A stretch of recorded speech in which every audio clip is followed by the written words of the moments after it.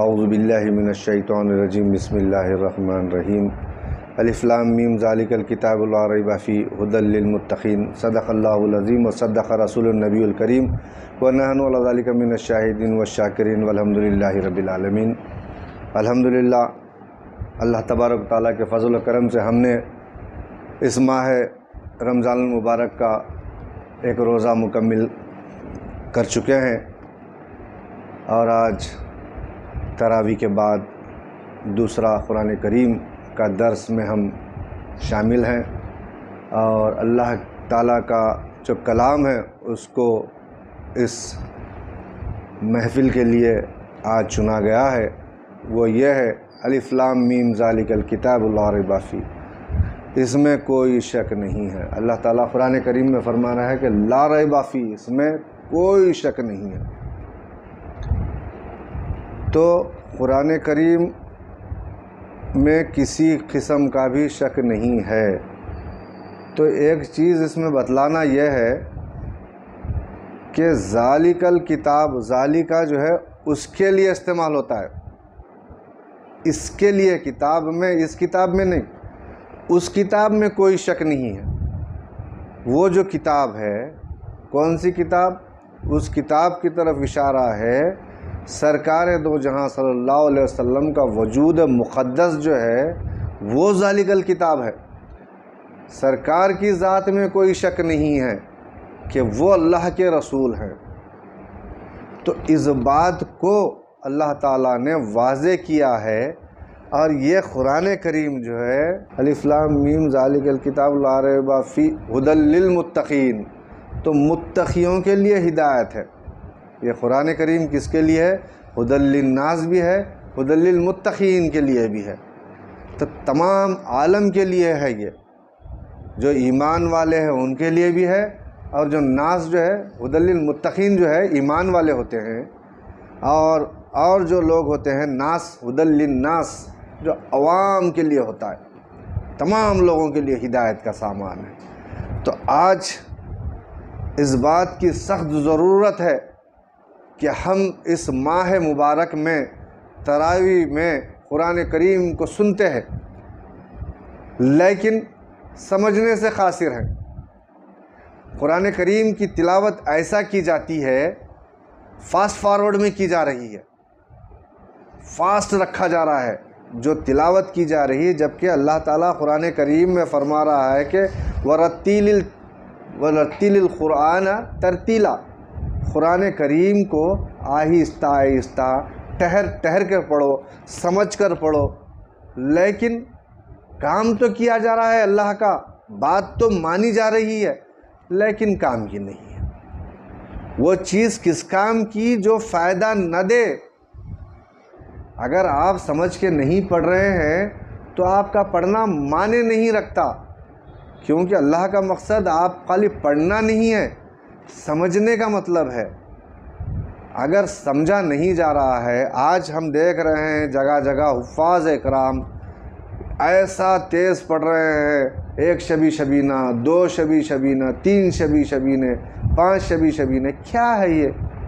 ارے اللہ کا کلام ہے، اس کو سکون سے سمجھو اور اس پر عمل کرو، اس کو جو ہے اپنے دلوں میں اتار لو، اپنے دماغ میں اتار لو، اپنے زندگیوں میں اتار لو۔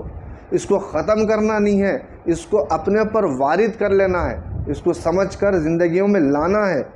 اگر آپ اس کو زیادہ اسپیڈ سے پڑھیں گے، پہلے تو عربی آتی نہیں، ہم کو عربی سے واقفیت نہیں ہے، ہمارا سبجیکٹ انگلش ہے اور تیلگو ہے، ہمارے دوسرے لینگویجز ہے، لیکن پریشانی اس بات کی ہے کہ ہم کو جو ہے عربی سے واقفیت نہیں ہے۔ پڑھا تو پورا قرآن جا رہا ہے ہمارے سامنے، لیکن سمجھا نہیں جا رہا ہے۔ سمجھ کر اگر ایک آیت بھی پڑھے جائے تو زندگی کامیاب ہے۔ ساری قرآن سمجھنا نہیں، ایک ہی ساری قرآن پڑھنے سے بہتر ہے کہ ایک آیت کو سمجھ کر عمل کیا جائے تو آپ کامیاب ہیں۔ طوطے کی طرح اگر پڑھا جائے تو مطلب نہیں ہے۔ تو اس رمضان کا مقصد یہ ہے کہ آپ سمجھیں، آپ جانیں، اللہ کے مقصد کو جانیں۔ جو اللہ تعالیٰ نے کلام بھیجا ہے اس کو سمجھنے کی کوشش کریں، اس کو جو ہے اس پر عمل کرنے کی کوشش کریں تو آپ اپنی زندگیوں میں نور لا سکتے۔ ورنہ اتنی عبادت کرنے کے باوجود بھی جو ہے کچھ بھی حاصل نہیں ہوتا آپ کو۔ تو اللہ تعالیٰ ہم کو جو ہے اس پر عمل کرنے ہیں، ہم کو خالی پڑھ لینا نہیں ہے۔ تو یہ جو رمضان ہے ہم کتنی محنت کر رہے ہیں، پورے مسلمان جو ہے آج ہم دیکھ رہے ہیں کسی مسجد میں بھی جو ہے جگہ ملنا مشکل ہو گئی، پورے محلوں میں جگہ جگہ پارکنگ کے لیے جو ہے گاڑیاں فل ہیں، گلیوں میں مسجداں بھر کے گلیوں میں لوگ آ چکے ہیں۔ تو یہ نماز کر رہے ہیں، ایمان والے جو ہے پورا عبادت کر رہے ہیں، لیکن سمجھانے والوں کا یہ ہے کہ میری ایک درخواست ہے، جو تراویح لوگ پڑھا رہے ہیں، امت مسلمہ سے میری ایک درخواست ہے کہ اس کو جب بھی آپ تراویح پڑھائے جا رہے ہیں، ایک دو رکعت کے بعد رک کر وہاں پر کیا بولا جا رہا ہے، اللہ تعالیٰ کا کیا کہنا ہے، اس کو واضح کیا جائے۔ اگر تھوڑے رکعتیں کم بھی ہو رہے ہیں، کیونکہ کہیں 8 رکعت ہے، کہیں 16 رکعت ہے، کہیں 20 رکعت ہے، تو اس کو اگر گنجائش ہے تو آپ 8 رکعت کر کے 8 رکعت کی جگہ پر جو ہے آپ اس کا ٹرانسلیشن کرو، اس کو سمجھاؤ کہ ابھی جو پڑھا گیا ہے وہ اس میں اللہ تعالیٰ کیا کہہ رہا ہے، کیا معنی کیا ہے اس کے۔ آج جو مصیبتیں آئی ہوئی ہیں ہم پر، اس لیے آئی ہیں کہ ہم خدا کے کلام کو نہیں سمجھنے کی وجہ سے یہ ساری مسائل ہم پہ ٹوٹ پڑ رہے ہیں۔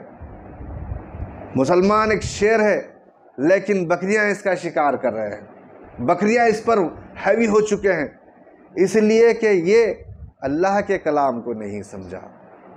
اللہ کے کلام کو سمجھتا تو اس کی شیرانہ جو قوت تھی وہ جو ہے قائم رہتی تھی۔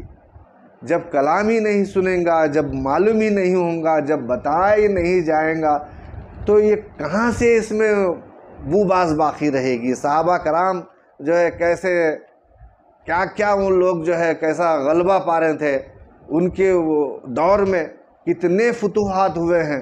جب سے صحابہ کرام کا دور ختم ہو گیا ہے، جب سے تابعین کا دور ختم ہو گیا ہے، فتوحات ختم ہو گئے ہیں۔ قرآن پر جب تو عامل تھا، دنیا کی حکومت تیری تھی۔